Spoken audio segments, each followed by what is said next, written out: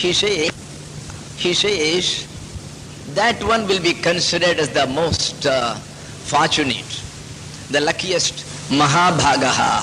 Mahabhaga means Mahabhagyashali.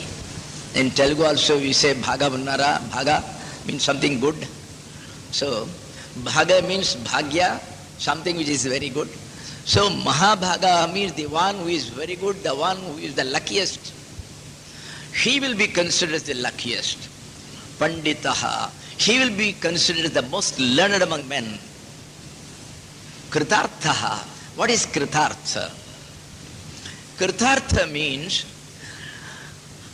Artha means the objective of life. Artha has got many arthas, many meanings. One of them is the objectives of life. That is Purushartha. For a man, what are all the various objectives for which he strives? What are all the various purposes for which he lives his life? They have been categorized into either or more of the following four only. They are known as Dharma, Artha, Kama, Moksha. That is, initially there are people who think that I am having enough of money, I should be philanthropic, I should spend it in good deeds. That is called Dharma. He wants to spend it because among the dharmas, we have got several sorts of dharmas. One is called the Nitya Karma, that is part of the dharma. That which should be done daily, the duties which ought to be done daily. Then the duties which ought to be done on certain occasions, say at the time of an Amavasya, say at the time of a Janmashtami. So they are all known as Naimittika, or at the time of the birth of a child, the samskara has to be done, or at the time of the funeral. So that is all known as Naimittika karmas. The third karma is called Kamya karma. Kamya karma is just because you desire, well, you can do that. And a part of which is called Ishtapurtha. Ishta means the various sacrifices which he used to do. That is part of it. Purtha means the social service, that is building roads for people, building temples, building hospitals, building schools for poor children or disabled children. All these things come under the Purtha. That is, they are also part of your duties, but they are optional duties. They are not compulsory duties. They are purely optional. So, the Dharma, Artha, Kama, all these things are there. When a man is able to fulfill his desire is Dharma, or his desire is only to accumulate a lot of money, that is Artha. Or he wants to have all types of enjoyments. He wants to have a beautiful air-conditioned resort. He wants to have everything that could give him a lot of comforts. So that is what you call as bhoga. So that comes under Kama. That is the desires for the fulfillment of various comforts. Then the last is moksha, where you want to get liberated once for all from all the turmoils of life, especially the chain of birth and death, which chains you to this world of karma. So, a man who has fulfilled his particular purpose in life successfully, he feels, oh, I have accomplished my task for which I have come. He is called a Kritartha. Kritartha means a man who finds the fulfillment of the purpose of his life. Well, on the last day, if you ask him, don't worry, I have fulfilled the purpose of life as I thought. It could be dharma, it could have been artha. But here is a case where he doesn't have the least dissatisfaction left. So he will be considered as one who has accomplished his task, Kritartha. And a man may consider it falsely. A man who has accumulated a lot of money, has become a billionaire, he may think that I am a Kritartha. But in fact, it is not a Kritartha at all. Somewhere, something in his mind is going to be a vacuum where he feels some wants, where he feels some needs.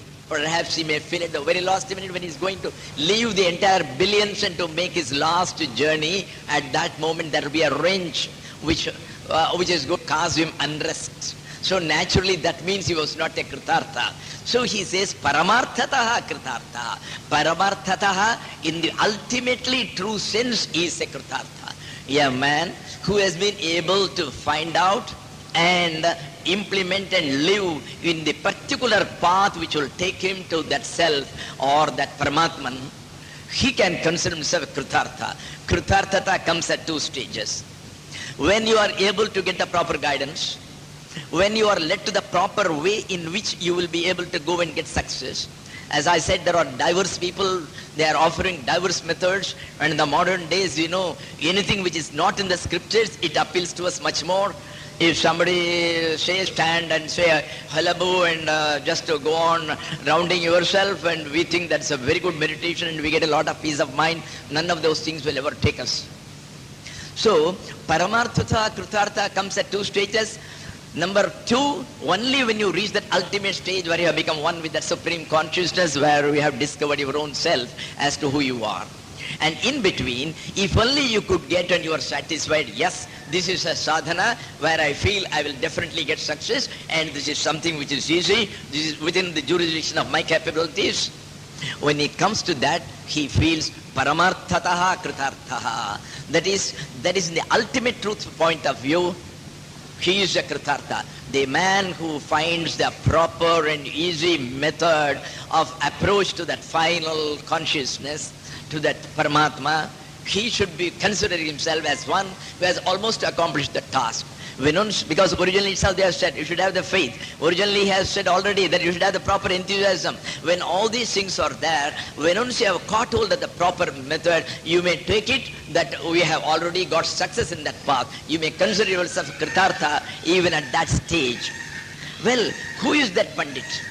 Who is that learned man? Who is that lucky man? Who is that man who has considered that he has accomplished his task in his life? Who is that?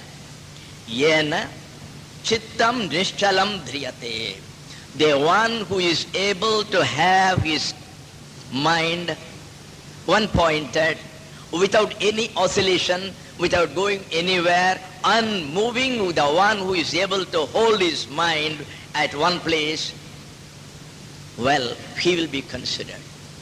The first aphorism of the Yoga Sutra of Patanjali, it says, the true path to spirituality is that where you are able to hold your mind at one spot, at that supreme consciousness.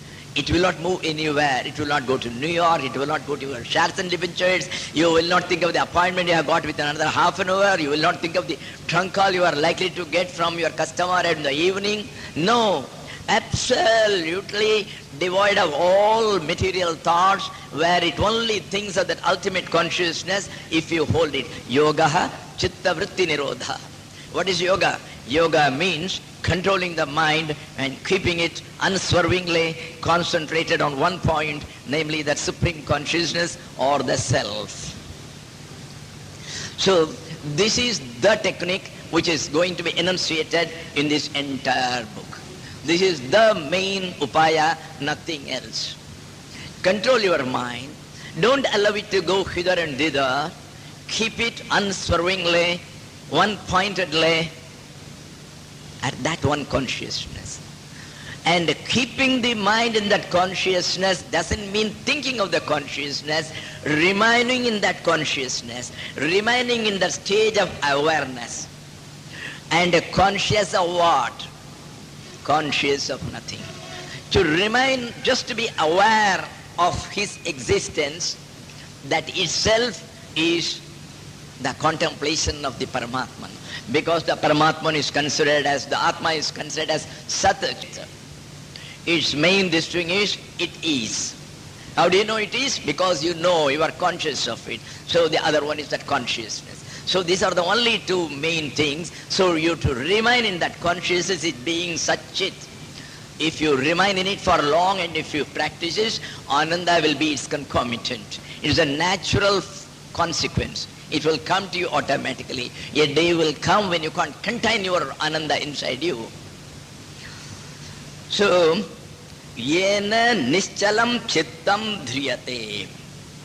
The one by whom the mind, Chittam is that mind, Nishchalam means, Chala means that which moves. Nishchalam means unmoving, without any oscillation, without any agitation, quiescent, absolutely, quiet. Dhriyate. Dhriyate means the one who holds it, to hold. The one who holds the mind unswervingly on that one point. Why? Is it so difficult? Yes, it's exactly difficult. You know how difficult it is? Chaladvayu samam chittam. The mind is just like the wind which is always moving.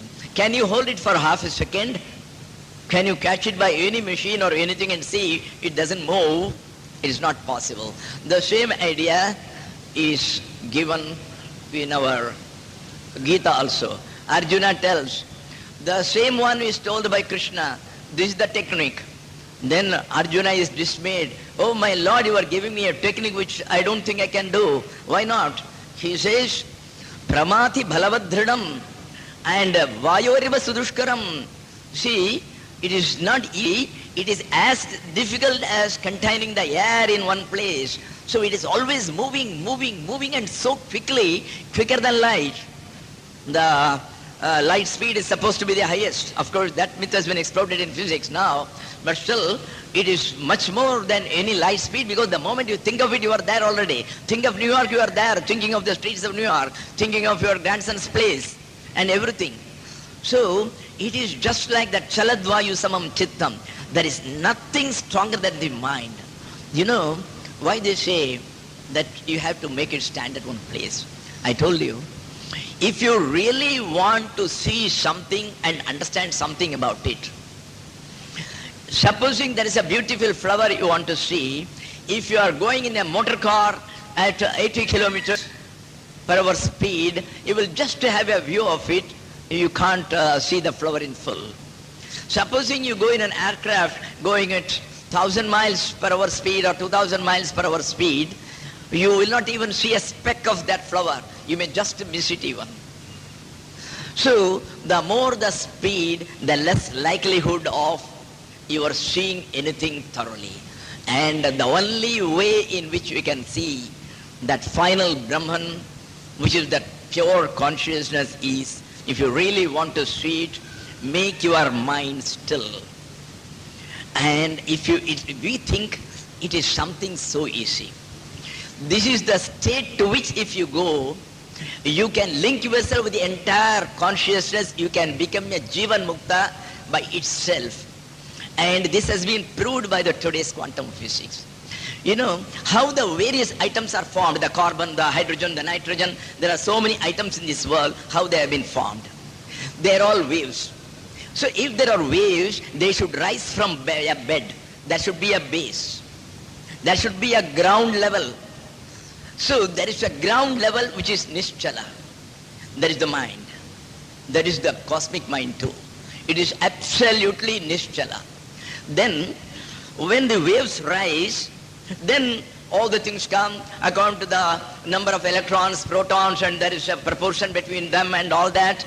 The number of electrons and positrons, the number of protons and its counterpart, all these things together they form. One forms nitrogen, one forms carbon, each one has got a different frequency, different cusp, different width. So all these things form. So one is nitrogen, one is carbon, one is gold, one is silver, all the organic, inorganic, all the things they come in that. But none of those states are stable, because no wave can remain as a wave. One day it has to come down back to its original state. So the base state is the only stable state. Number one, which is the one stable state, when it is Nischala, that is the only stable state.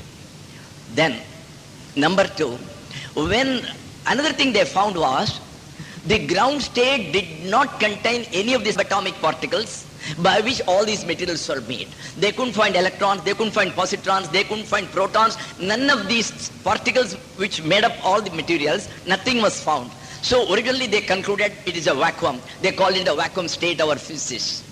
But later on they found, how could so many items could come out of nothing? Sat cannot come out of asat. Existence cannot come out of non-existence. So that means it contains something. They could really find out as late as in 1962, people like Heisenberg. Then later on in 1972, people like Schrödinger, they have all gone to the stage of proving finally that there is only one consciousness, to which we will refer a little later.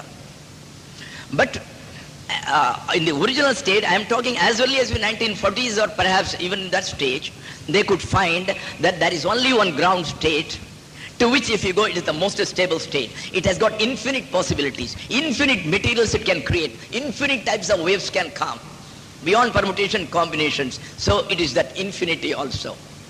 And thirdly, they found, when anything was in its ground state, when it comes, it is in perfect. It is perfect. It's the only perfect condition. If I say my car is imperfect, it could be imperfect in any thousands of ways. Either the brakes are not working, or the electric connections are not working, or something wrong with my clutch, something wrong with the accelerator. There could be 1,000 ways of being imperfect. There can only be one perfect state. If I say my car is okay, you cannot say in which aspect. If I say I am perfect in my health, you cannot ask me in what way. If I say I am imperfect in my health, you can ask what is the matter. Is it the intestine, is it the liver, is it the throat, is it the head, is it the foot? There are 1,000 ways. There is only one perfect state. And in that state they have found how to reduce it. They have found what is called the superconductor. What is a superconductor? Reduce its activity to zero. Make it nishkarma. Reduce the temperature to zero. That is a 0 degrees absolute or minus 273.16 degrees centigrade. You bring it down. Then they found that that very item, it has become ideal, perfect. All the electrons are posited in the most, in an ideal way. It is the most perfect way. They are all there. And not only that, they found nothing from outside can attack them. Dukkeshu anidvignamanaha, sukheshu vigataspраha. Whatever you have talked of a sthita prajna, it is being told of a superconductor.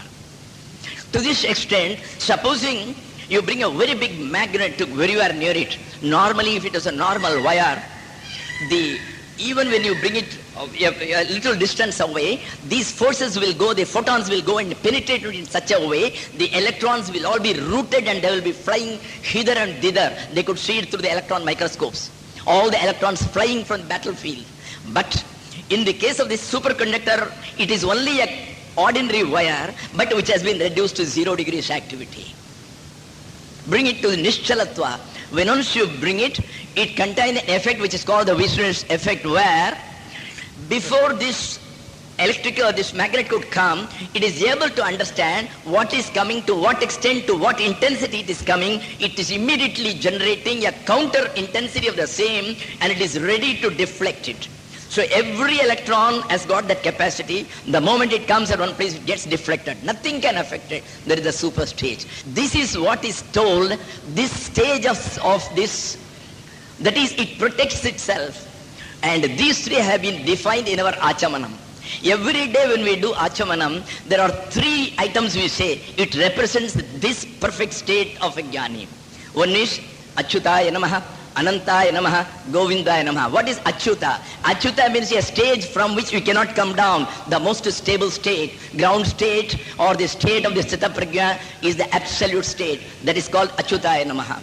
You have got infinite possibilities. You can create any number of materials. That is what the physicist says. And that is what is called Anantaya Namaha. It is infinite. And then the third says, Govindaya Namaha.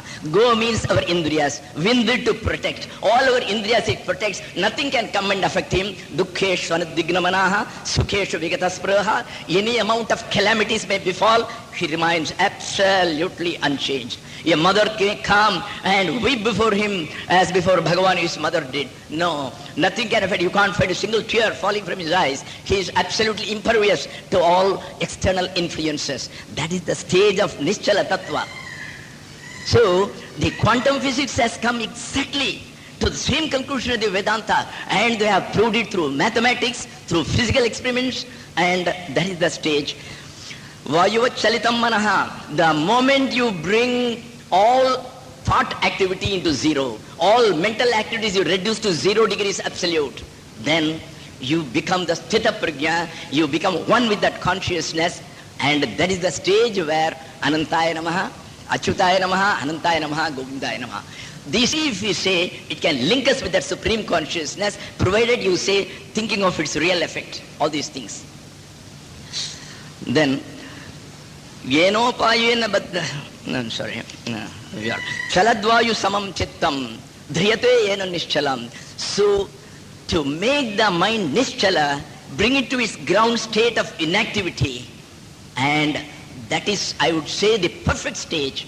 it could come, where all the electrons are perfect, everything is perfect, whether metaphysically speaking or physically speaking, it is perhaps the most perfect condition. That is why he calls such a man is a really learned man, such a person is the most lucky man, such a person who can do this, who can bring his mind to the Nishchalatva, to absolutely to that stage where it can oscillate anywhere.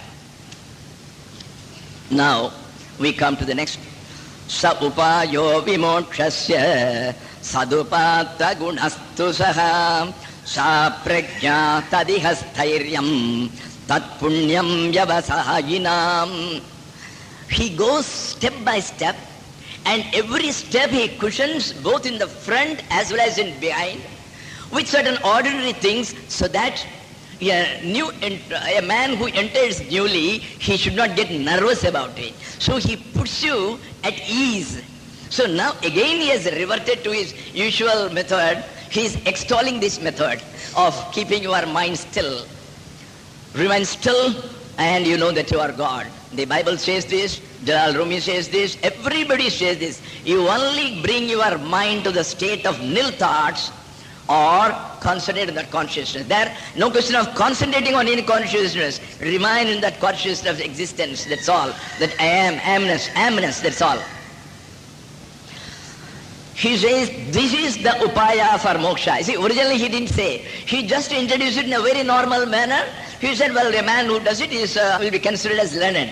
Now he says, look here, the one I said, how easy it is, that is the upaya. That is the technique. Upaya means the technique.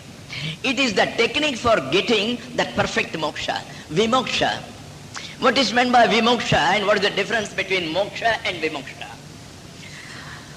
According to many of the Vedantists, there are two types of nirvanas or mokshas or emancipation. They feel that so long as the body remains, there is still a slight distortion when the knowledge comes to others through the body, and at that time we only call it as Jivan Mukti. The Jivan Mukti is not considered the perfect. It is perhaps 99.99999, but not 100. And they say when the body goes, then that is called the Mahanirvana according to the Buddhists, or we call it as the Kaivalya Mukti or the Videha Mukti. Only Videha, when the Deha goes, when the body goes, then only he is supposed to have reached the ultimate stage, in the sense that because if we are all barrels which are occupied by that consciousness, we have no doubt identified ourselves with the barrels, while those Jivan Muktas, automatically the barrel should have been dissolved on the day their karmas have gone. As Bhagavan says, as some people claim, the prarabdha alone remains, Bhagavan has vehemently denied it. He said if a person had 3 wives and the person dies, you cannot say only 2 became widows and the third one remained as a Sumangale. It is not possible. It is also supported by the Gita Vakya, which says Jnanagnihi sarva karmani. Karmani is plural. Plural means it means minimum 3 and not 2. Otherwise karma, karmani, karmani. Karmani means 2 karmas. If they had meant only 2, they would not have put karmani, they would have put karmani. So this shows that all the 3 go away, then the entire body would have been dissolved. The body which was made of karma is dissolved on the day they get their perfect knowledge. Then there will be no gurus. If every guru was dissolving on the day of enlightenment, today we will all be remaining ignoramuses. So what happens is, when at that time they have become one with that perfect consciousness, so they assume the same body, but this body is not made up of karma. It is a spontaneous intensification of the energy into a body taken up voluntarily. As such, even though it looks that it has got the same bones, the same muscles, the same tendons, the same ligaments, it is all a show. It is not made up of karmas at all. It is a voluntarily, it is a spontaneously conceived a mental imagine which has solidified into a concrete thing. That's all. That is why it goes on, because it is very essential to continue the faith of those people who have got faith in Him. Then only the Lord's purpose would be served. It is the Lord Himself who comes. That's why we call Him Bhagavan. It is not that Bhagavan has come as Ramana. It is the Bhagavan Himself. That's all.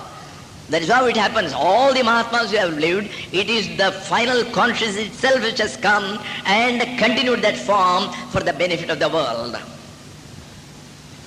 Sa upayo vimokshasya. So vimoksha means the perfect liberation, the perfect emancipation. And for that, this is the technique. And this technique, sadupasta gunaha, whose characteristics, whose qualities have been obtained by all good people. All the people, they all praise the qualities of this state, of this technique, because this technique is quite easy. Sat upatta gunaha. Sat means all the good people, that is sadhu purushas. Upatta, that which has been obtained. Guna means quality. This is a quality which willingly all the yogis, all the good people, they like to get it, so they attain this state. What is the state? The state of nischalatva of the mind, the state of that unswerving, the unmoving stature of the mind.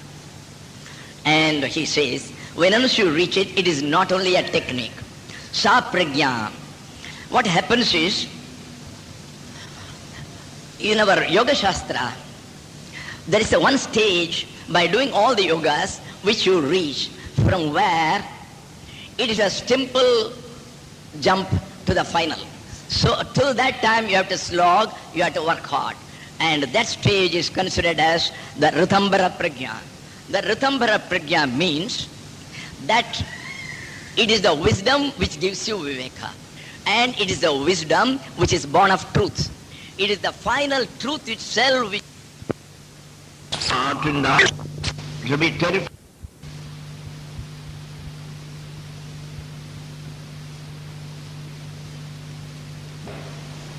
But don't think it is in the front, in the stomach. No. We are all thinking of the chakras on the backbone. There are very sushma nadis there, and these chakras or these centers. Chakra here means a center. And this Manipuraka is said to be made up of fire. That is why the lamas, they had a practice. After about 2 years of practice, they will keep a novice. They will dig a pit of ice in the most severest of winters and will keep a man submerged up to the neck. And they will tell him within 5 minutes, without shaking our body, completely they fill it with ice. The man will be completely buried deep into the ice. Without shaking our body, within 5 minutes he will melt the entire ice and get up. And he does it by concentrating with certain second syllables like Ram on the Manipuraka. That is the place of fire, on the Nabhi. By concentrating on the Nabhi for a long time, you can get any amount of heat to such an extent you cannot sit there if I were to do that, to that extent. It will be terrific heat which will come out of it. So then you come up, then you come to the heart center, almost corresponding to the heart in the spine. That is called the Anahata Chakra.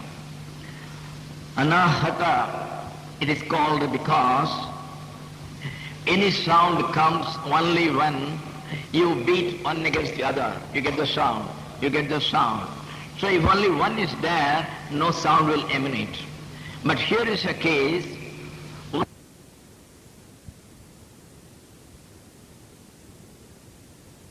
fire on the Nabhi. By concentrating on the Nabhi for a long time, you can get any amount of heat to such an extent you cannot sit there if I were to do that, to that extent. It will be terrific heat which will come out of it. So then you come up. The antenna is not working. It is non-functional. It cannot.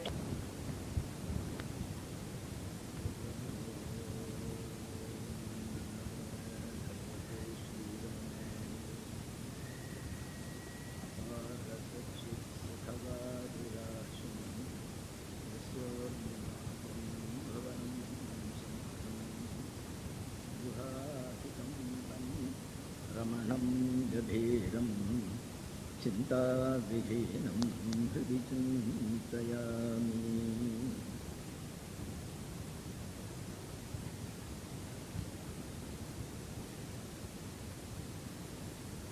Before we proceed with today's portion, I wanted to share something about the interesting and strange way in which Bhagavan Ramana wrote the translation of this text. I myself was not aware of it earlier, but now that I have come to know, I don't know whether all of you know about it. It so happened when Bhagavan was in Virupaksha Guha,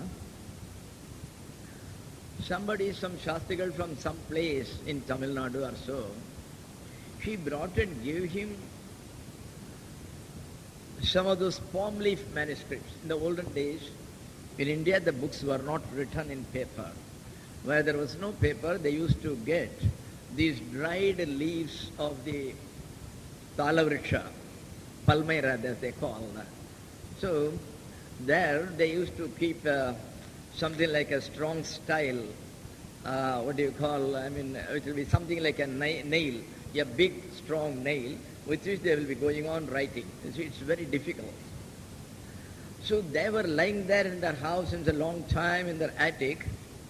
So they brought and gave it. Swamiji, I found some of these manuscripts. Perhaps they may be of use to you. Bhagavan was surprised that it was an agama or a subsidiary agama, which was till the time unknown to the world. See, like that there are ever so many books written by sages long, long back. They have been lying in the attics of so many villages, and many of them have been eaten away by the white ants. Some of them have been preserved in certain libraries, especially the Saraswati Mahal Library at Tanjore. They have got a nice treasure of such Palmyra manuscripts, and research is being carried on. There are books on architecture, there are books on various subjects there. So Bhagavan went through that. He was surprised that it is a Tantra text where there was a chapter on Jnana. And the subject and the content of that text, it tallied with the Shastras, it tallied with what is being prescribed in all the scriptures, in the entire Vedanta and the Upanishads. He was surprised that there is a tantric text which deals with the pure knowledge, the pure consciousness. See, it is okay if people were to talk of some of these God with forms on Shiva, Parvati or Vishnu, but here is something where it was a pure knowledge, the highest knowledge possible as the pure consciousness. And some time passed away. I don't know whether he returned that manuscript back to that man or not.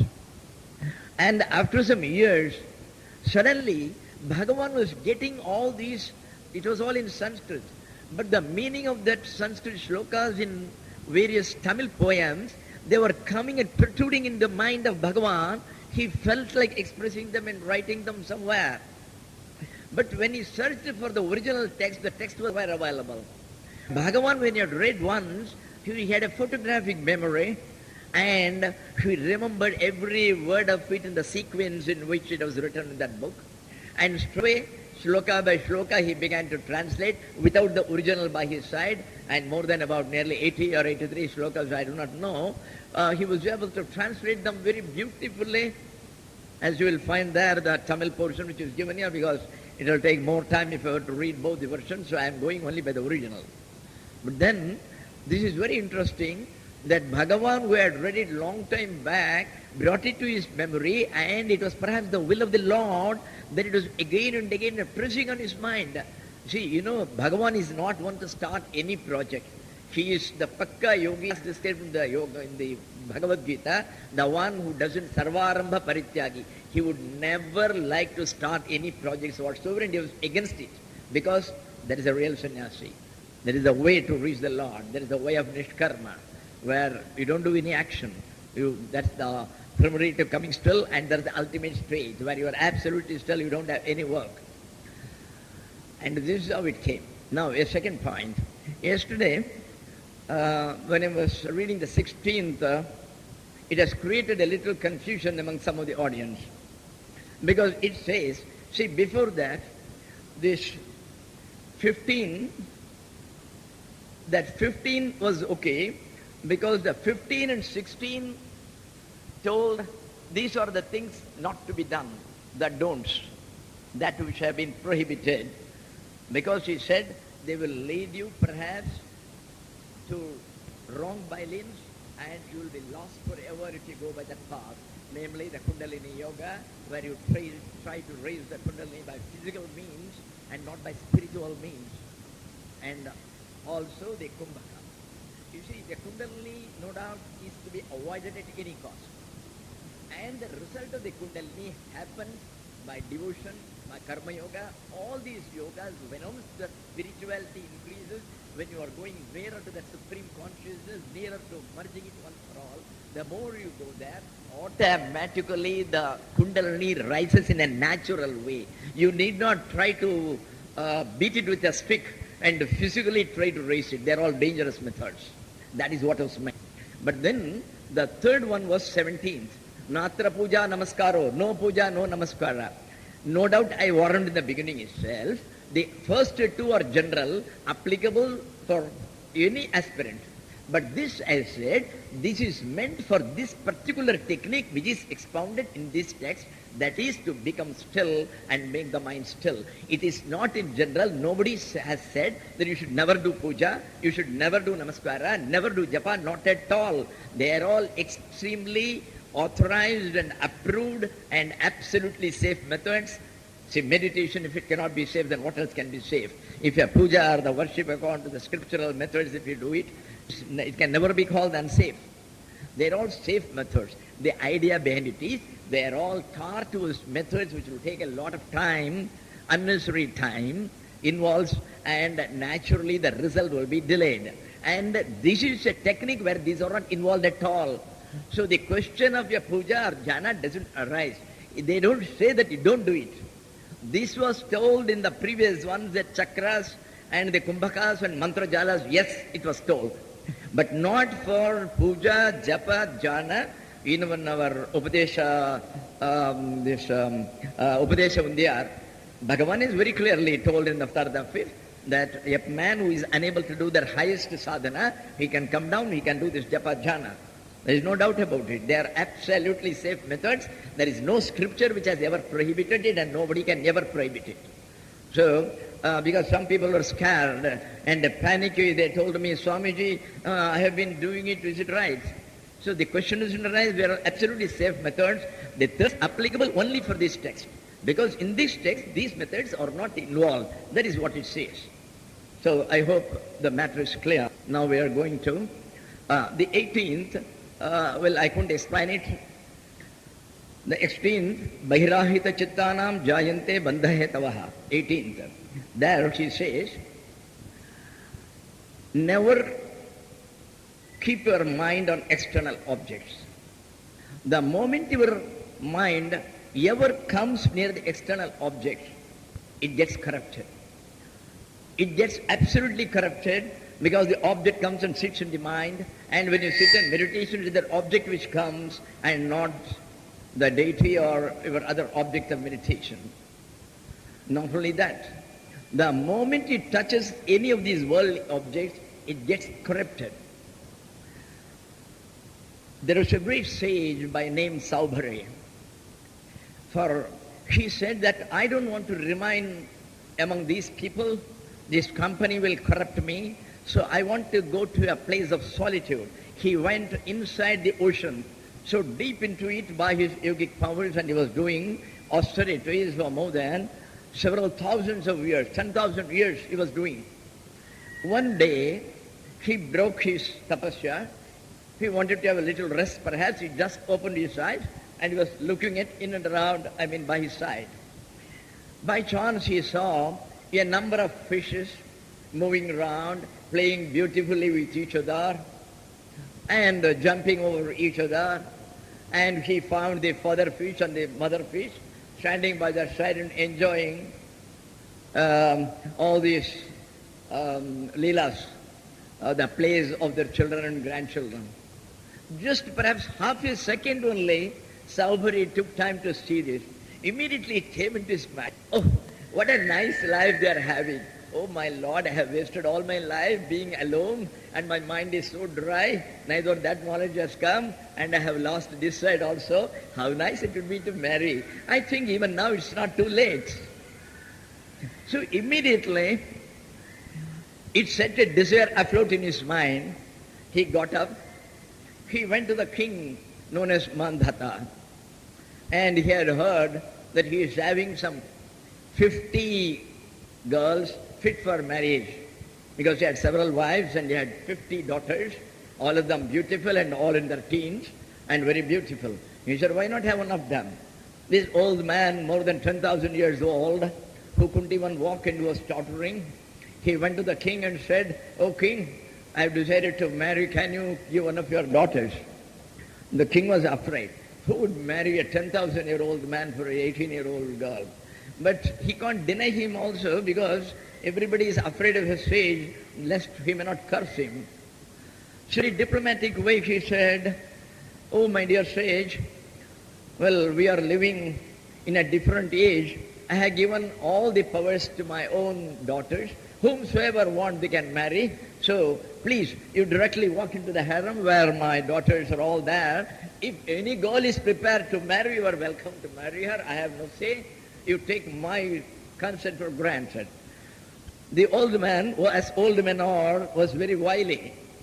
So the moment he was entering into that harem, with his own yogic powers, he made himself into a most beautiful, handsome young man of 25. And he walked in, and he asked those girls, "Your father has sent me." She said, "Any girl who wants to marry me is welcome.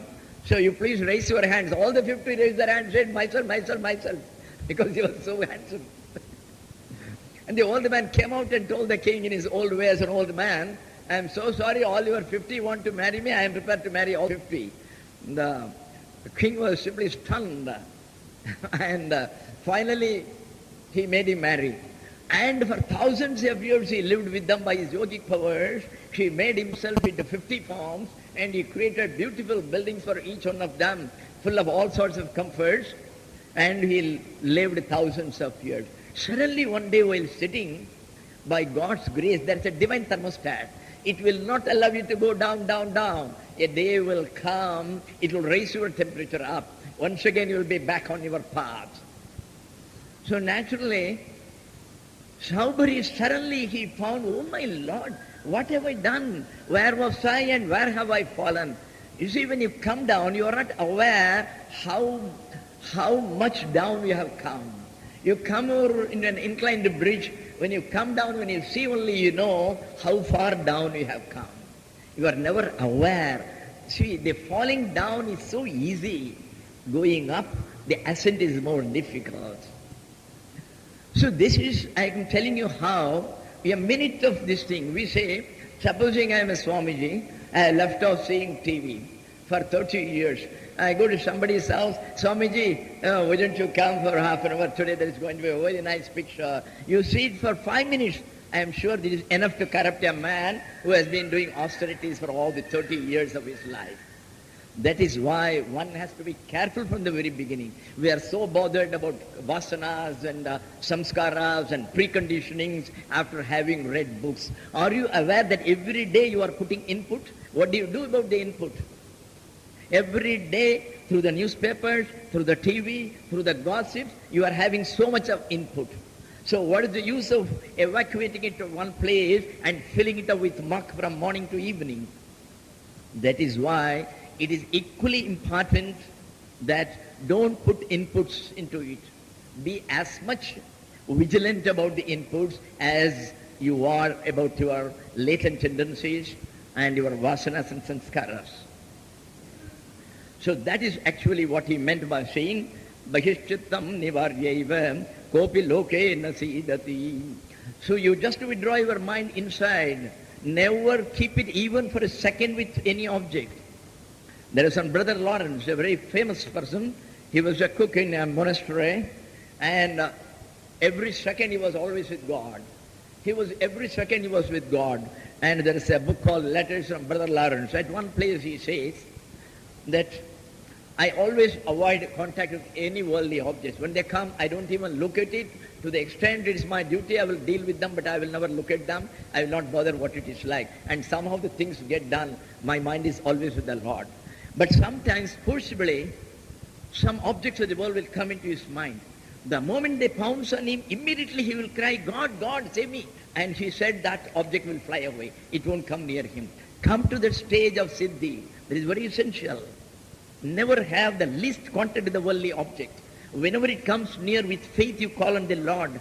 You call on your Atman. You call on yourself. You see, that super consciousness, it can be invoked in your aid. This is not what the scriptures say. This is what the quantum physicists of today are telling. People like Schrodinger, people like Heisenberg, they are all talking in these terms. There is an interconnected consciousness. You can always invoke its aid through prayers, by just calling on it. Now we come to the 19th.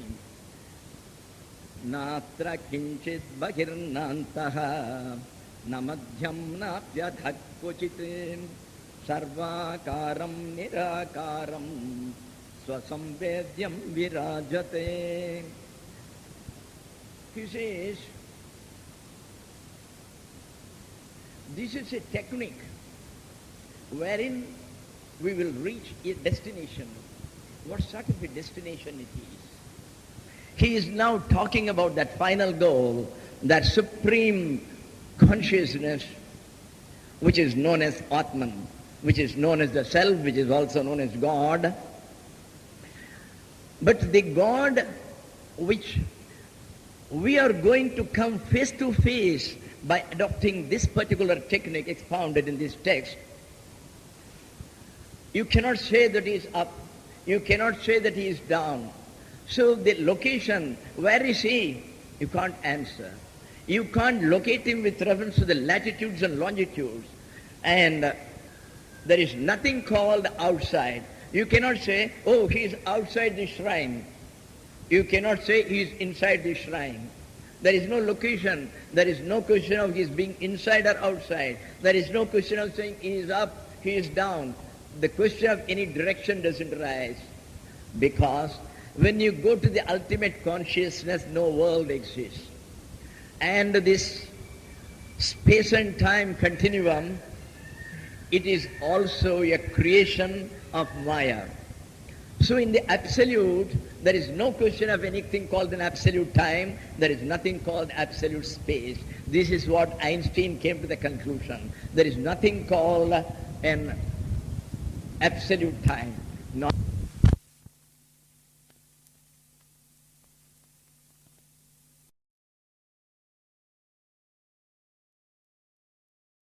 an absolute time. Came to this much. You cannot understand a matter. Supposing the clock is there, you think you understand it?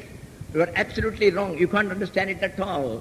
See, in the old days we thought matter can be understood by reducing it to the three dimensions, the length, the breadth, and the width, or whatever it may be like.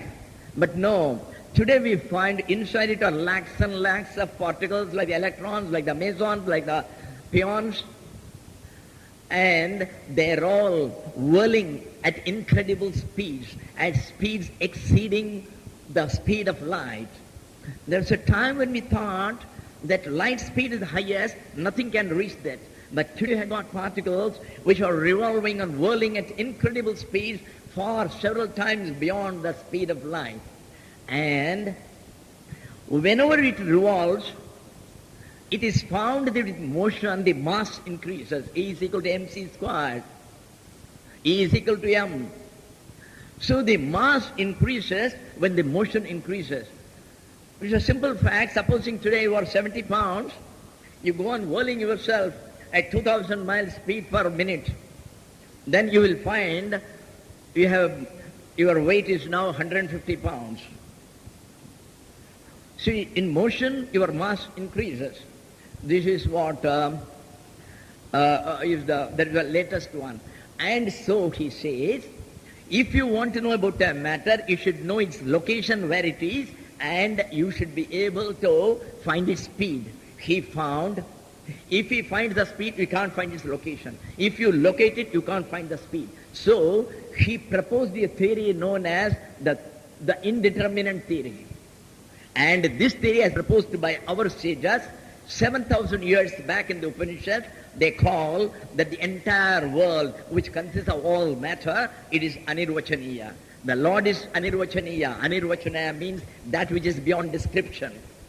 You can never talk as to what it is like. You cannot define it. You cannot bring it with the limitation of a definition. And this is what the quantum physics has come to this today after more than 7,000 years of our having found it. Ours is recorded in those Upanishads. So, natra kinchite atra. So in this technique, in this destination, that is in the jnana or that final knowledge which you get out of this technique, kinchite bahihi na. There is nothing which is outside. You cannot say that this is outside something. There is nothing called the outside. Bahihi na. Bahihi means outside. Na antaha. You cannot say there is something inside. You cannot say, now I can say this mic is outside me. It is outside me. And I can say my tongue is inside me. But about Brahman, there is nothing inside it, there is nothing outside it, it alone is. That supreme consciousness alone is. Na madhyam, there is nothing called the middle. There is neither top nor the tail. There is nothing called the middle. Na adha. Adha means down below. There is nothing called the down. There is nothing called the up. There is nothing called the down. Kuchite, at any time. At any length, at any time, you cannot say there is something up, something down. You cannot give any location. So it is something which is indescribable. And all right. But has it got some form? Sarvakaram. Consciousness in all these forms. As the quantum physicists have again said, they say it is the space which has converted itself into an object. The space curves, and when it curves down, it becomes an object. And what is that space? And originally they never knew something about that consciousness. Consciousness means, once again, it means the ability to know that I exist. The ability to know I am, and that is called consciousness. So the scientists who were there before 1920s never linked the word consciousness in any of their experiments. But now, today, they are all talking about consciousness. As I was telling, one of the latest of the quantum physicists, he talks, consciousness is always a singular. I don't know how the words or people are using it in plural. There is no question of your conscience and my conscience. They come to that stage. So it is that one consciousness which has become the entire world. So sarvakaram, it is in the form of all the world, all the animals, all the reptiles, all the leaves, all the trees, all the roots. Whatever you see is all He. At the same time, all right, perhaps it is just like a fancy dress, but what is its original form when you take away its fancy dress? Yes, when you take it away, it is just like peeling off an onion. It is so big, you think something is inside, go on peeling off, what do you get finally? Nothing. So it is nirakaram. The entire thing is formless. Where can you get a form? In other words, it's a form which cannot be seen. It is a form which you cannot see. So you cannot conceive it of within the dimensions of your intellect and within the jurisdiction of your senses. You cannot catch it with your eyes, you cannot catch it with your ears. It is atindriya, it is transcendental, it is beyond all the senses. So sarvakaram, nirakaram, you see, you require nothing. You simply sit with these two words and your meditation is made. And if you were to meditate for 1 year, for about 3 hours each on these two words alone, sarvakaram, nirakaram, I am sure one would reach 99.99% of the destination. I don't know about the balance 0.1, 0.01. Sarvakaram, nirakaram, He is in all, He is all, He is in everything, He is pervasive. There is nothing but Him, and He has no form. You find electricity in this fan, in this fan, in this fan, and in those lights. But has anybody seen electricity? Electricity is in all these forms, because we say the cause is always in the effect. If there is a part, it consists of the clay. The clay, the cause is always in the effect, which part. So the electricity is very much in these things. But has anybody seen electricity? Not even Edison. Nobody has seen electricity. Nobody can say whether it is white or black, whether it is 6 feet high, 6 feet down, whether it is a solid or a liquid or a gas, and what should be its density, what is its specific gravity like, nobody knows. And the Lord, being the supreme energy, how can anybody ever think of him or conceive of him, and how can anybody give him dimensions? He is dimensionless. He is nirakara. All right. If, as you say, he has no form, there is no location specific, whether he is down, whether he is up, whether he is out, or whether he is in, then how do you know that there is one? Perhaps you are mistaken. No. Swasamvedyam. It is self-revealing. This ultimate knowledge has got that power to reveal itself. You see, if you have got a torch, at night when you come here, you are unable to see who is sitting. You bring a torch light and say, oh, such and such is sitting here. Do you require another torch to see this torch which you are holding in the hand? It not only lights the entire room and all the objects in it, it lights itself. It is also Swayam Prakasha. There is no need for a second torch to reveal the first torch which you are holding in the hand.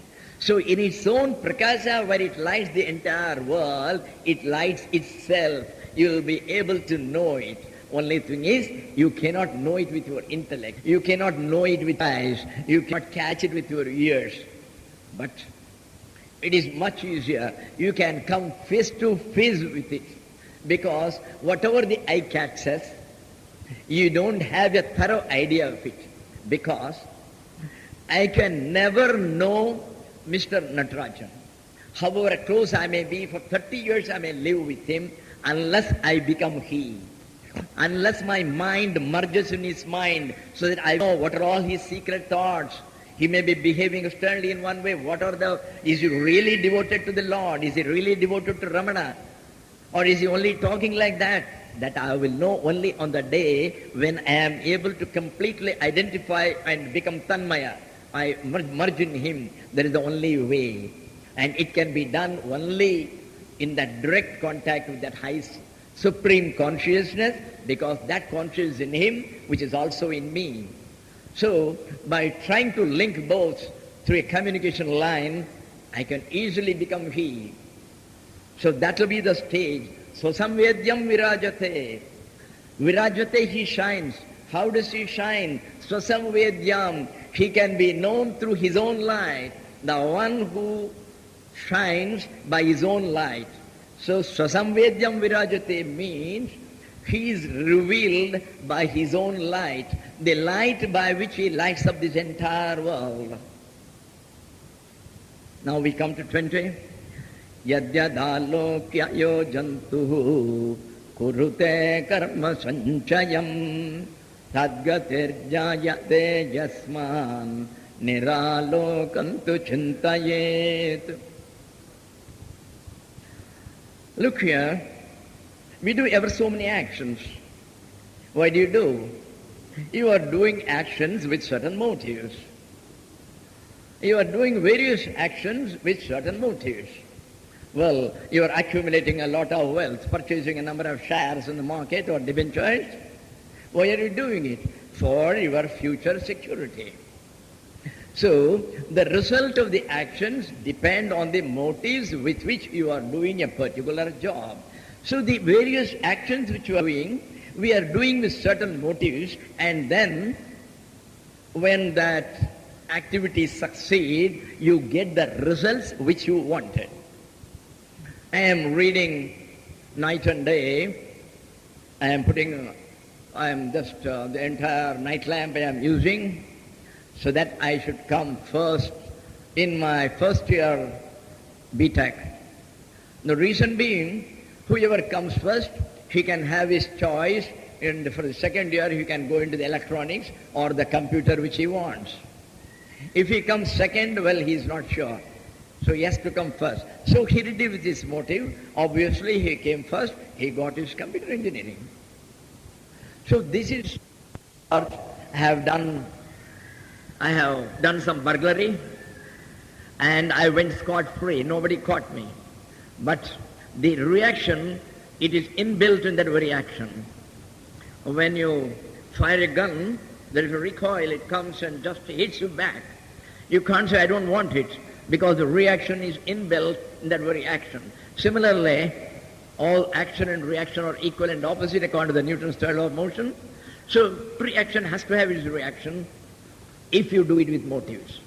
So you have to again take birth in order to reap the punishments of the bad deeds and the reward for the good deeds done in the previous birth. That is what our scriptures say. So all these actions which you do with punya, you earn some merit. I go to Badrinath, I go to Kashi, I will go, the cosmic auditor will put some marks against me, I am going to get some credits. Well, if you get it in order to get the benefits of those pilgrimages you have made now, the benefit is not getting the Lord. Because you have done it with a motive. I want to earn some punya, I want to earn some merits. So in those cases what happens is, there are no supplementary allotments in this birth. The cosmic auditor keeps it in his ledger, and these debits and credits ought to be distributed only in your next birth. So these are all kept for the next birth. That means you have to have a next birth in order to reap these benefits or the disadvantages, whatever it may be. So all the actions involve you. He says, Yadyat alokya sanchayam karma jantuhu kurute. Jantuhu, say a man, a being. Yadyat alokya, taking into account some motive. Yadyat, whatever motive. Whatever motive, alokya, keeping in view. Whatever motive you have got in your mind while doing a work, karma sanchayam kurute. You are doing a karma. You are not only doing a karma, you are accumulating its reaction. The reaction you may call it as phala, you may call it as a result. So here, when he says you are accumulating the karmas, he means you are accumulating the result of the karmas. The rewards or the punishments for which you have to again take birth. And when once you again take birth, there will be a lot of hardship, there will be a lot of sufferings. It is not going to be an easy sailing for you. For nobody it is. So, with whatever motive, a being does a work and thus accumulates the results of karma in order to have its results in the next birth, in order to reap the results in the next birth. Then what happens? Tadgatihi jayate. So he attains that result. In other words, for getting the result of it, he has to take birth again. And then he will be suffering. Tadgatihi jayate. Whatever is your motive, accordingly he gets his future position. Tadgatihi jayate. Therefore, if you want to avoid, because whatever action you do, good deeds you do, you have to reap the rewards, again you have to take a rebirth. All right, let me do bad deeds, sins you commit, crimes I commit, in order to enable me to reap those punishments, I have to take birth again. So both good and bad involves you, and that is why you have to transcend both good and bad. And when the transcendence state will come, when you do your work, by completely dedicated to the Lord, and without a motive. You are not bothered about the results or the returns. It is all the Lord's. All these events have all been already predetermined in a tape, and they're all being run. I am not the doer, they're all being done. I am not living my life is being lived. Many will oppose this view, but unfortunately there is a truth. How do you know it is the truth? Many have experienced it when they attained that superconscious state known as the Nirvikalpa Samadhi. So, Tadgatir Jayate Yasmat. Because of that, Yasmat, because of that reason, Niralokantu Chintayet. The best way is, you always think of that supreme consciousness which is not visible to our normal eyes. Niraloka means that which is beyond the jurisdiction or the capability of your gross eyes. You cannot see them with your normal eyes, so you can only think of it. How to think of it? Once again, A consciousness is not an object which you can think of, because you happen to be that consciousness. You are the subject. So how can the subject become the object? The only way is you just live in the consciousness. As I told, consciousness means the knowledge I am, live in that amness, live in that isness, live in that existence, live in that being. That's all. So just to be conscious, that's all. It is not a question of thinking of that consciousness, but these are all only the terms which are normally used for a normal aspirant. But as and when you go through the, through the result of meditation or reading some commentaries of good people or through the revelations in your own meditation, you will come to know the real connotations of some of these words. They are not the dictionary connotations. So here when he says, Niralokanti Chintayet, you should always think of that Niraloka. What is Niraloka? Aloka means light. Niraloka means which is beyond light. And light here means this gross light which comes to us through our eyes. So Niraloka means that which is beyond the purview of the normal eyes, which is beyond all, which is transcendental. So that is the only.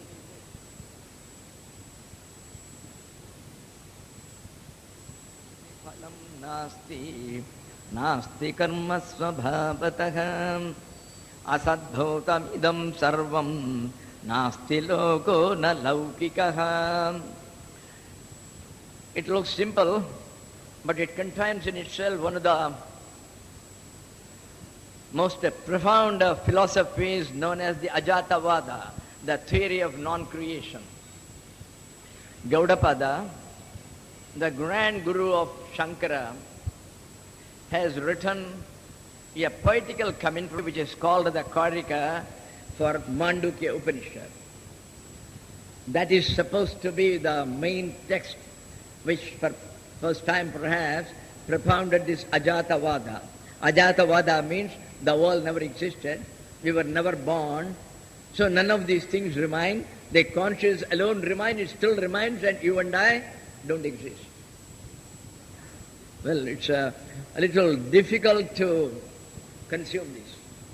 It would be beyond our digestive power in a normal way unless your antenna is set to that frequency in which we can consume it. Anyway, I'll tell you, Keturnasti phalam nasti, nasti karma svabhavatah. You see, in its very nature, this destination, this final knowledge, this final consciousness, which is the destination which we expect to reach by following all these techniques, it is something which is not created. It always existed. This Atman, the self, or that supreme consciousness, is not something which I attain from elsewhere. You are always that. You have already been that. So it is not something to be purchased or to be created. So the question of any cause doesn't arise. It cannot be caused by any action. It cannot be purchased by any action. So there is no cause. Hetuhu nasti. Hetuhu means cause.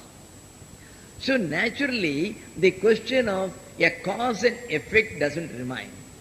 We always say that everything in this world is a question of cause and effect. Your father is the cause, your son is the effect. The seed is the cause, the plant is the effect. I wrote the examination, I got the first class. Examination is the cause, the result is my pass. I passed in first class first, and then the government appointed me in the IAS.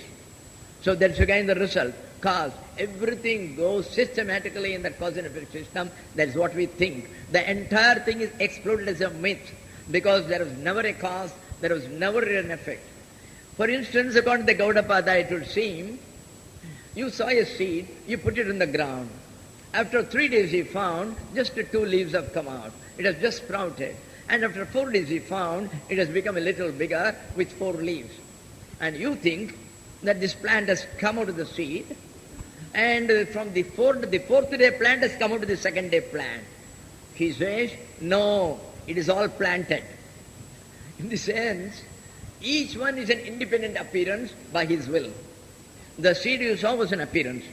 In the second day, nothing came out of the seed. The sprout which you saw, it's again another appearance, an appearance caused by the juggler, called the cosmic juggler, known as the Brahman, by his Maya. See, like that it goes. So similarly, here we are talking of a supreme consciousness which always was.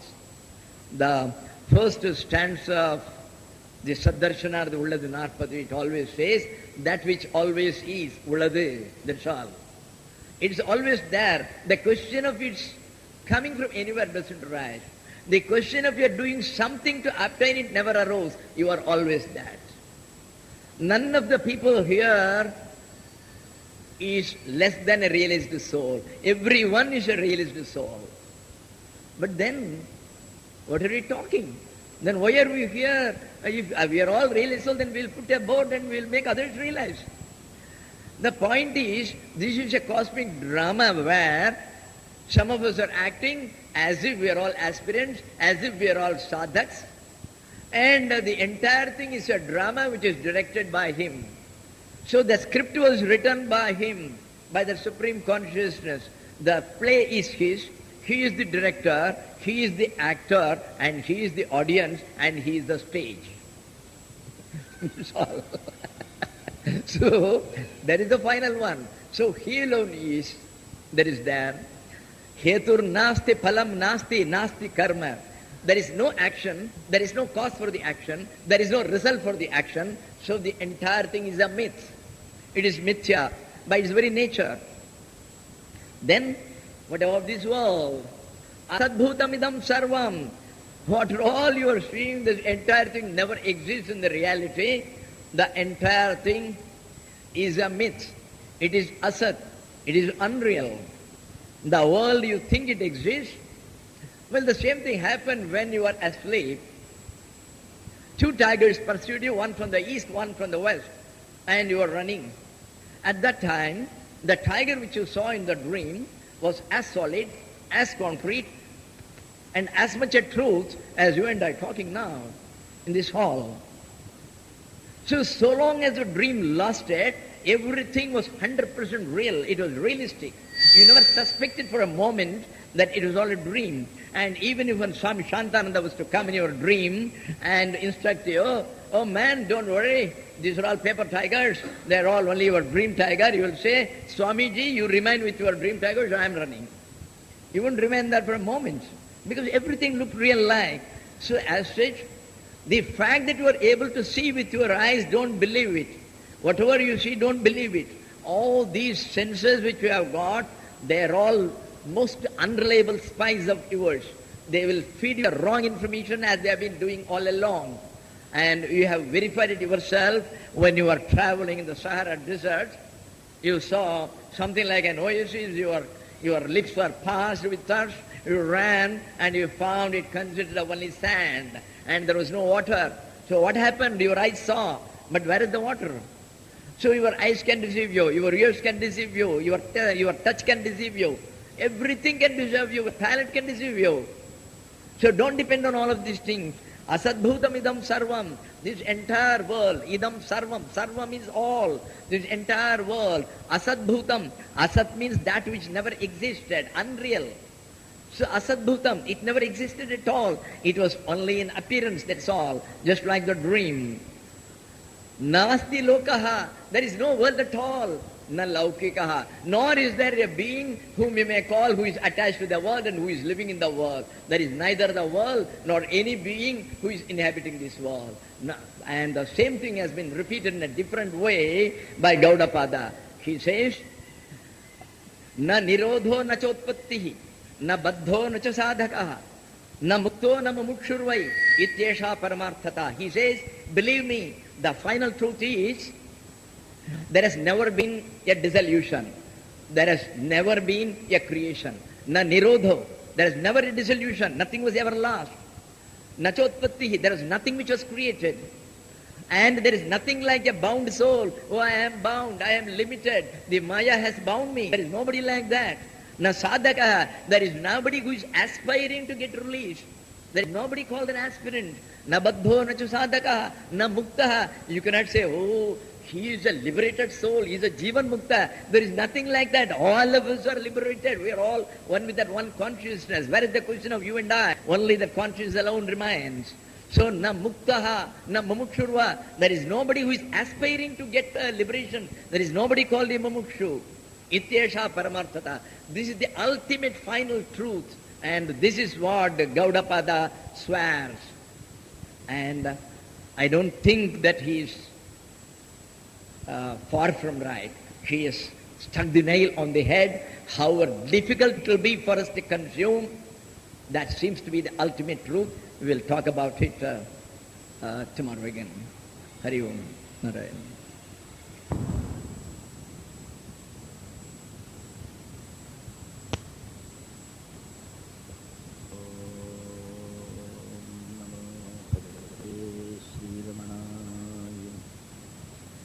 Adirasim Yajarnimatram Bhavanam Samastam Duhafitam Ramanam Gabhiram Chinta Vihinam Hridicintaya.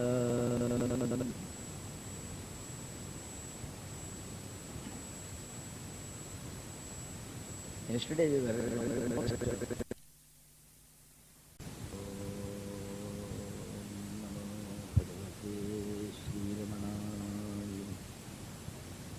Adirasim Yajarnimatram Bhavanam Samastam Duhafitam Tam Ramanam Gabhiram Chinta Vihinam Hridicintayami.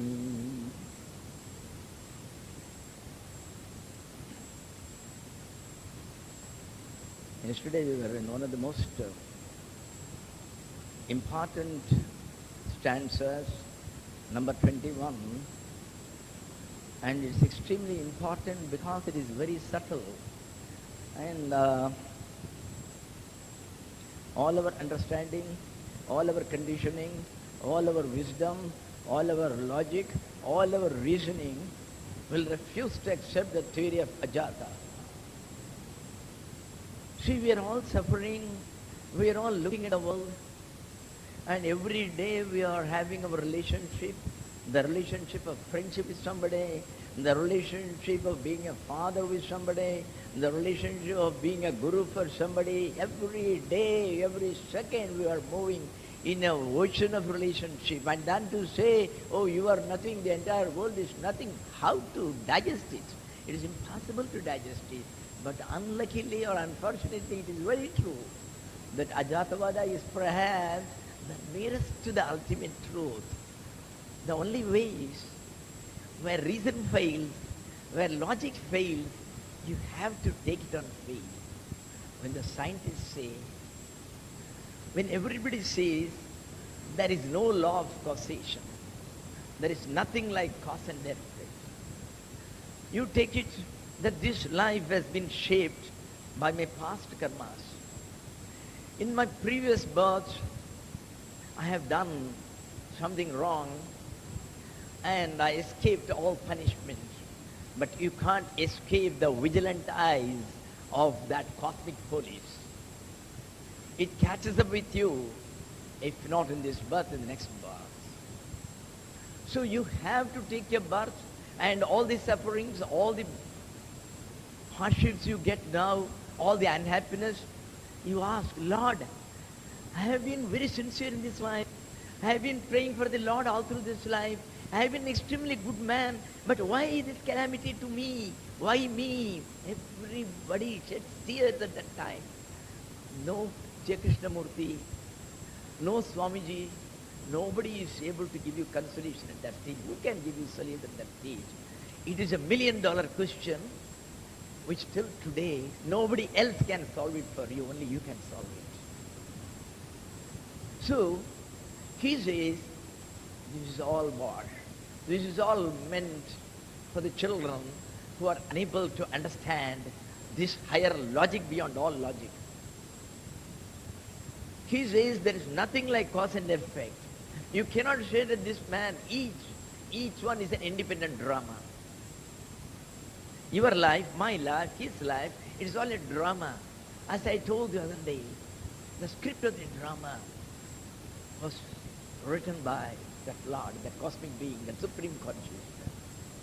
And the stage where it is being staged, it is he himself has become. He is the playwright and he is the script. The entire drama script is he. He became the drama script. He became the writer of the script. And he became his director. He became the stage. He became the costume. He became the actor. And the green room, it is he. And every actor is he. All the audience is he. That's all. This has been beautifully summed up in a particular stanza which we sannyasins every day recite at the time of taking our lunch. Brahmarpanam, Brahma Havihi, Brahmagnau, Brahmanahutam, Brahmaiva tena gantavyam, Brahma karma samadhina. Where is the world? Nothing. The one who is eating this food today, it is the Lord. The entire food, the Lord has come in this form. It is that energy which has solidified into the form of Anna, into the form of the food. The food is He. And the entire dedication saying, Lord, you take it, it is for you. I am offering it to the Lord. Who is offering to the Lord? The Lord is offering to the Lord. I am offering it to myself. There is nobody else. Brahmarpanam, Brahma Havihi. The one who does the dedication is me. And the oblation is me. I mean, the Brahman. Brahmagno, what is this fire into which I am putting it? The digestion fire which is inside me. Well, that fire is also me. The fire is also that supreme consciousness. And who is the chap who is pouring the oblation into that fire? There is also the same Brahman. Brahmana Hutam. Well, why are you doing this entire, all this rigmarole, all these rituals? I want to go to the Brahman. So, the one who is doing it is the Brahman, the destination is Brahman, the path is Brahman, and all the equipments are Brahman. It is the supreme being. Brahmaiva tena gantavyam. He has to reach the Brahman. And who has to reach the Brahman? The Brahman. That ultimate supreme being. And how does he want to reach it? By meditating on that consciousness. I am that supreme consciousness. All equipments are supreme consciousness. And I want to reach that consciousness through consciousness. The entire thing looks like we are madman's ramblings.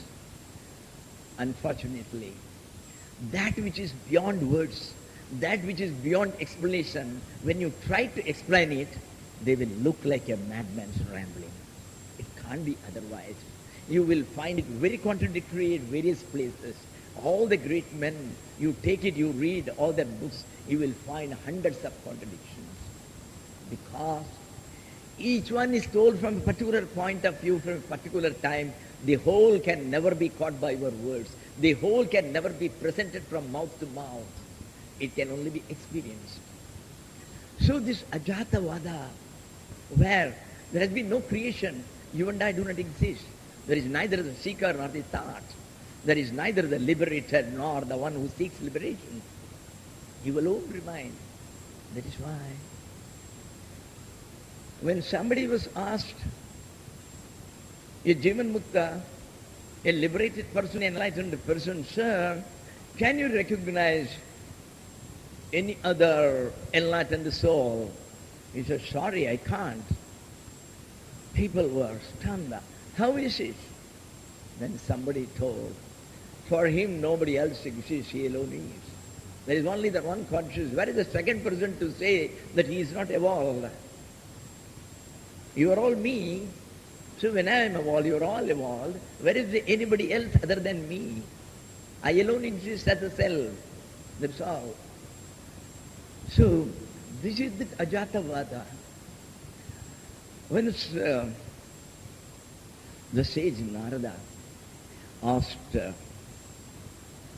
Lord Narayana, Narayana, I want to know, how do you create this world, and is this world real?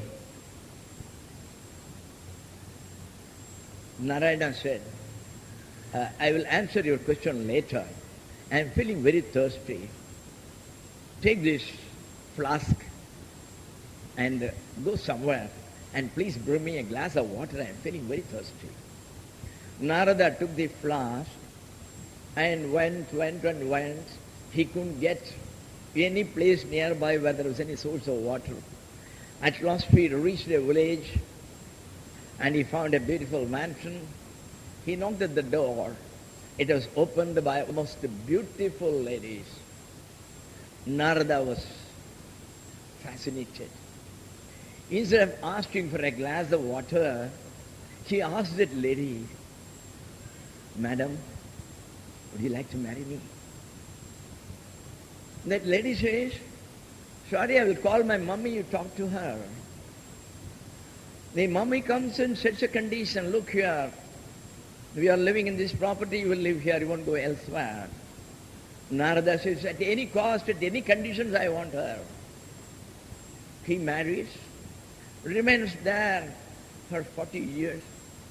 He gets 3 children. He's very happy. Narayana forgotten. The flask is lying at a corner, which he brought from Vishnu. Then one day they found the entire, the village was on the banks of a river. The river is in spades. There was floods everywhere. It was inundated by floods. And people were fleeing and they were all taken by the overtaking floods. Floods everywhere. The entire, all trees uprooted, all mountains uprooted, all floating. And his own house is floating. And with one small child on his shoulder, holding 2 children with one hand and holding his wife, and he is unable to walk in that flood. You know, the flood is coming with such a speed, and he was unable to. With great difficulty, and after some distance he says, well, doesn't matter. Let the elder children, let them die or drown. He just left them because the speed was too much, he couldn't handle them all. He left off the 2 children. A little later he found, doesn't matter, as long as I have a wife, he can get in a number of children. He left off the other child because he had to hold the wife. And a little later the wife was also washed off. And somehow with great difficulty he comes ashore somewhere and he begins to weep, oh Lord, what have I done? Why me? Why this calamity? What happened to my wife? What happened to my children? Oh, what a nice life I was leading. Why this calamity? I have never harmed a small ant in my life. Suddenly, he hears a sound. Narada, where is my glass of water? He turns, he finds Narayana there. Neither the village, nor the floods, nothing is there. Neither the world, nor the village, nor the villagers, nothing is there. And Narada, are you satisfied? You know how I created the world? And you know whether it's real or not? And that is why he says, Asadbhutam idam sarvam nasti loko na laukikaha. This entire world is unreal. Asadbhutam. Asat means that which never exists, while Sat means the reality which exists. Asadbhutam idam sarvam. Sarvam means all, these entire things, this entire world with all its multiple things, objects, men, animals, reptiles, worms. This entire thing is an imagination. It is a cosmic dream. It had never existed. And you and I are the actors. Why is it then God is inflicting all these problems on us? Now, a dream is a novel, it's a fiction written by somebody. And in the novel, the author has got the right either to strangle the hero, or to make him commit suicide, or to make him a criminal and put him for life into a prison, or to make him marry 20 ladies, or to make him a monk and a mendicant. So you can't ask the author, sir, why did you make the hero like this? He'll say, it is my privilege and pleasure. I have written this drama. And you are, after all, one of the characters of your drama. You never have an existence. So there is neither the world nor you and I. Asadbhutam idam sarvam Nasti loko na laukikaha. The same thing happened.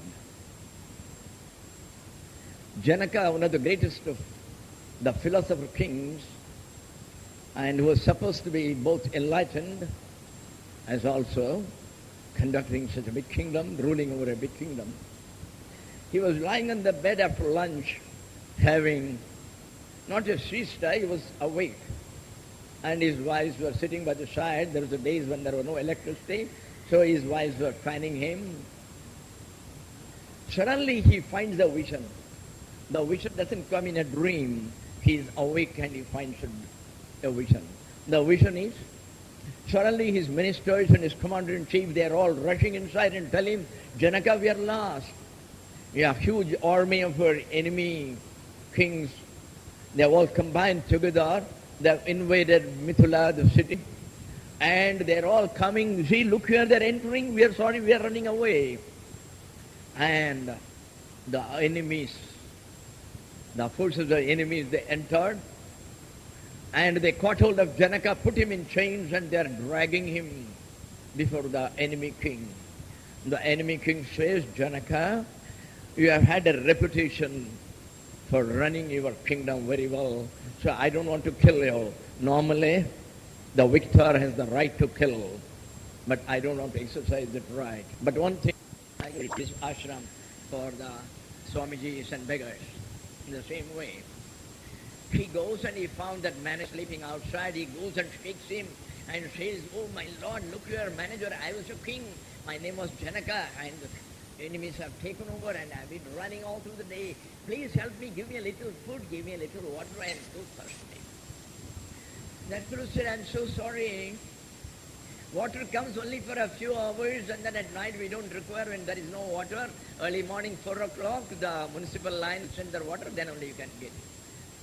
Then what about food? Oh, I'm sorry, yesterday night there were so many guests and we have exhausted all the... He began to weep. Then he said, look here, all the vessels in which we prepare the food, the rice and all that, they're all lying there. We have put a lot of water in it so that it will be easier to clean them early in the morning. The servant maid will come. You just to see, put your hand and see, in case something is sticking to the sides, a little of it food you may or may not get. You try your luck. Janaka goes and then he tries to take the food and he gets a handful of rice, cooked rice. He is happy at last.